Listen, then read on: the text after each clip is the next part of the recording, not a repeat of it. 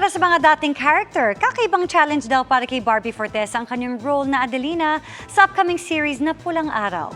Sa kanyang muling pagsalang sa GMA Integrated News interviews, ibinahagi ni Barbie ang level up na pagganap. Masalimuot daw ang kanyang role sa serye, bagay na naglabas sa kanyang comfort zone. Naniniwala din si Barbie na mahalaga ang pulang araw, di lang para sa kanya bilang artista. Maganda rin mapanood ang tunay na mensahe nito at kahalagahan ng proyekto para sa ating mga Pilipino. Abangan ang kabuwang panayam kay Barbie bukas.